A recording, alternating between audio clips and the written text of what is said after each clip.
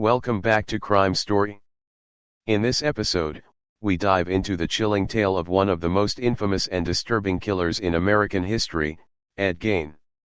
Known as the Plainfield Butcher or the Plainfield Ghoul, Gein's horrifying crimes shook the very foundation of American society.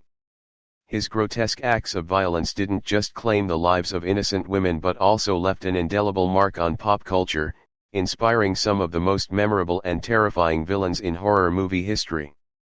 Characters like Norman Bates from Psycho and Leatherface from the Texas Chainsaw Massacre were directly influenced by Gein's twisted reality.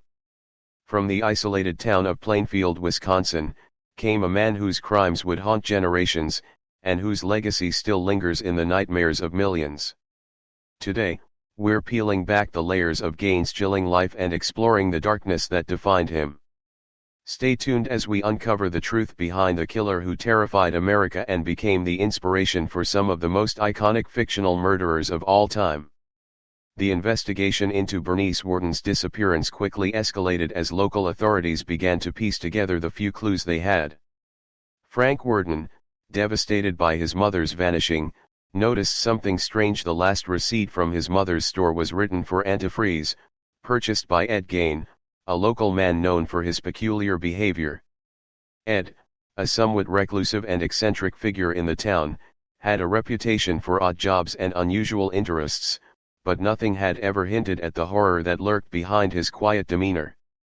As the authorities dug deeper, they learned that Ed had been to Bernice's hardware store the day before she disappeared.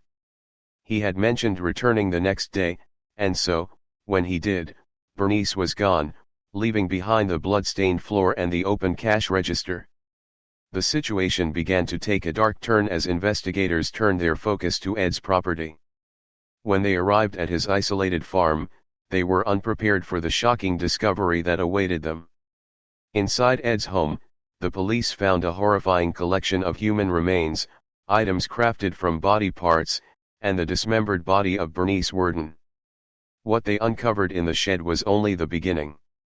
Ed had not just murdered Bernice but had also been involved in grave robbing and creating macabre items from the bodies of women he had exhumed from local cemeteries. The chilling details began to unfold, and it was clear that Ed Gein's twisted obsession with death and mutilation would leave a lasting scar on the community. As the police stepped onto Ed Gein's property, they were immediately struck by the eerie silence surrounding the isolated farm. The scene before them was chilling. No one could have imagined the depths of horror that lay just behind the farmhouse walls. Entering the shed, officers were horrified to find the dismembered body of Bernice Worden. Her remains had been gruesomely mutilated, marking the beginning of a dark journey into Ed's twisted world. But the shed was only the start. As they searched further, the true extent of Ed's depravity began to unfold. In every corner of his home, there were strange and macabre items crafted from human remains. Furniture pieces made from bones, lampshades fashioned from human skin, and even a bowl made from a skull. Each item was a testament to Ed's grotesque obsession. However, the most horrifying discovery was the skin suit, carefully stitched together, resembling a female form. It was clear that Ed's twisted fixation on his deceased mother, who had passed away several years earlier, drove him to these heinous acts. He believed that by wearing the skin of women, he could somehow resurrect her and bring her back into his life. As investigators pieced together the truth, they learned that Ed had been exhuming bodies from local cemeteries, particularly those of middle-aged women. These bodies became the raw materials for his sick creations. It became apparent that Ed's crimes were not just the result of a disturbed mind but also a deeply embedded obsession with death, loss, and the desire to bring back his late mother. This discovery would change the way the world viewed Ed Gein, and his name would forever be etched into criminal history as one of the most chilling figures of American folklore. The horrors he committed had a profound impact on pop culture, influencing some of the most iconic horror movie villains we know today. Ed Gein's upbringing was marked by emotional neglect and a rigid, oppressive household dominated by his mother, Augusta. Augusta, a deeply religious and controlling woman, instilled in Ed a fear and hatred of women, teaching him that the world outside their home was a wicked place. She often told Ed and his brother Henry that all women were immoral, and that they could only trust their mother. Augusta's influence over Ed became suffocating, fostering an unhealthy and obsessive relationship that would shape his future. When Ed's mother passed away in 1945, his world fell apart. Her death left a gaping void in Ed's life, one that he tried to fill with disturbing and twisted obsessions. Unable to cope with the loss, Ed fixated on the idea of recreating his mother. This obsession grew darker, leading him to exhuming bodies from nearby cemeteries. Ed believed that by wearing the skins of women, he could somehow bring his mother back, or at least feel closer to her. His twisted fantasies became a horrifying reality as he began crafting grotesque items from human remains.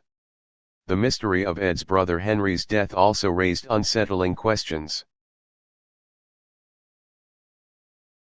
In 1944, Henry was found dead near the Gein farm, with his cause of death initially believed to be smoke inhalation from a fire. However, a subsequent investigation revealed bruises on Henry's head, suggesting foul play.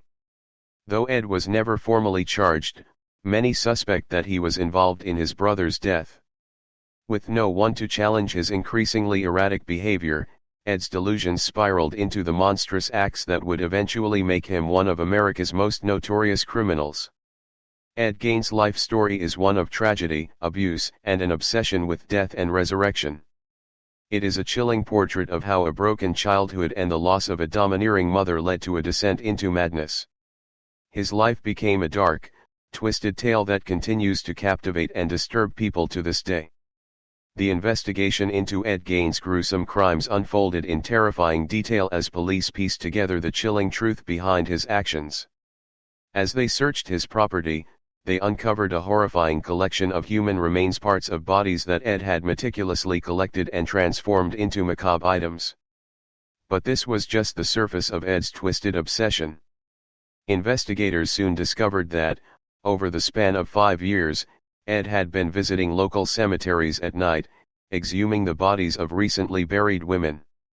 His targets were middle-aged women, and he would dig up their graves, remove their bodies, and bring them back to his farm, where he would begin his sickening process of creating items from human flesh and bones. Between 1947 and 1952, Ed Gein made over 40 trips to local cemeteries, exhuming the dead as part of his deranged desire to recreate a woman's body, his own mother's body. But his actions didn't stop at grave robbing. In 1957, after a lengthy investigation, Ed confessed to the brutal murders of Bernice Worden and Mary Hogan. Bernice, the local hardware store owner, had been killed just days before the discovery of Ed's hideous collection. Mary Hogan, a bar owner who had disappeared years earlier, was also among Ed's victims. Their remains were found at his home, among the disturbing relics that he had created. Ed's confession was as chilling as his crimes. His reasoning? He admitted to murdering Bernice and Mary but could not recall the details of his killings. For Ed, the murders were a way to fulfill his delusional need to bring his mother back to life through grotesque, homemade creations. The full extent of his mental illness became clear as investigators learned of his obsessive behavior, which included wearing human skin and even constructing a woman's suit to emulate his deceased mother. But the question remained: was Ed Gein truly a victim of his mental illness, or was he driven by something far darker, something beyond mere delusion? The arrest of Ed Gein shocked the community, and the investigation revealed a man who had lived in a nightmarish reality of his own making. His horrifying actions raised unsettling questions about the nature of his crimes and what had driven him to commit such unspeakable acts. The full truth about Ed Gein's motivations may never be fully understood, but the terror he inflicted remains one of the most disturbing chapters in criminal history. When Ed Gein was finally arrested for his horrific crimes, the world waited anxiously for the trial that would bring justice to the victims. However, the trial took an unexpected turn when Ed's defense team argued that he was mentally unfit to stand trial. This claim wasn't surprising given the nature of his crimes, but it shocked many who had hoped for a straightforward prosecution. In 1968, the court ruled that Ed was not guilty by reason of insanity, a decision that would change the course of his life forever. Instead of facing the death penalty or a lengthy prison sentence, Ed Gein was committed to the Central State Hospital for the Criminally Insane in Waupun, Wisconsin. There, he was diagnosed with schizophrenia, a severe mental illness that contributed to his delusional thinking and warped perception of reality. Throughout the trial, it became clear that Ed was unable to comprehend the full extent of his actions, as his delusions had taken control of his mind. His fixation on his deceased mother and his twisted desire to recreate her led him to commit unspeakable acts, including grave robbing and murder. Many people were outraged by the ruling, feeling that Ed Gein had escaped justice due to his mental state. His defense attorneys argued that his actions were not premeditated but driven by his deteriorating mental health. Despite his crimes, Ed's case highlighted the complexities of the legal system and the question of whether someone can truly be held responsible for such brutal acts if they are mentally ill. Ed Gein would spend the rest of his life in the mental institution, where he became a subject of fascination for both the public and the medical community. His story raised questions about the boundaries between madness and criminal responsibility, and the case remains one of the most infamous in the history of criminal law. The man who terrorized the small town of Plainfield would never face a regular trial or prison sentence for his actions, but his legacy of horror would live on, inspiring generations of filmmakers, writers, and artists to create some of the most iconic villains in pop culture. Ed Gein's gruesome actions didn't just shock the world at the time, they also left an indelible mark on popular culture that continues to this day.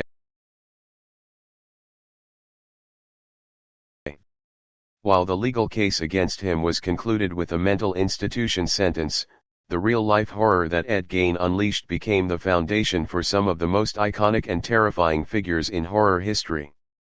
Characters like Norman Bates from Psycho, Leatherface from the Texas Chainsaw Massacre, and Buffalo Bill from The Silence of the Lambs all owe elements of their existence to Ed's twisted life.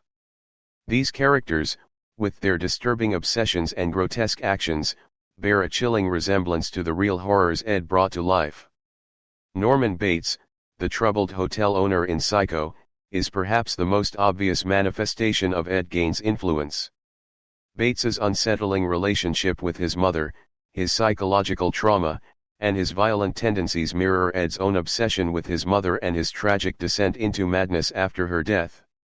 Leatherface, the chainsaw-wielding killer from the Texas Chainsaw Massacre, shares Ed's penchant for fashioning horrific items from human skin, a haunting similarity that has kept the image of Leatherface deeply entrenched in the minds of horror fans.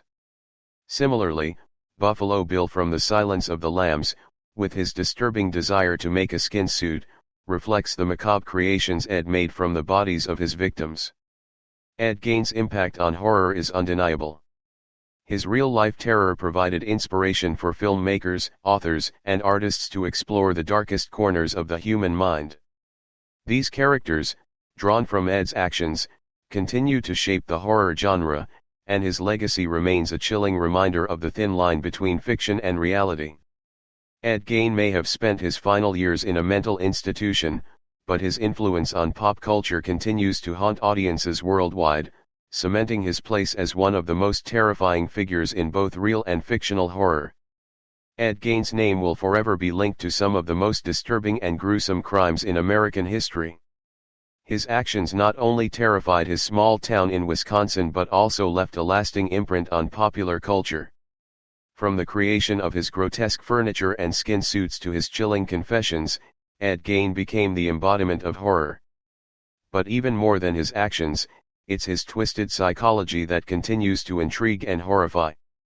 Was his violence the result of an incredibly troubled mind, or was there something more sinister driving him? As we reflect on Ed Gein's life and crimes, we are faced with one lingering question: what made him commit such horrific acts? Was it simply the deep trauma of his upbringing, or did his twisted fantasies have darker origins?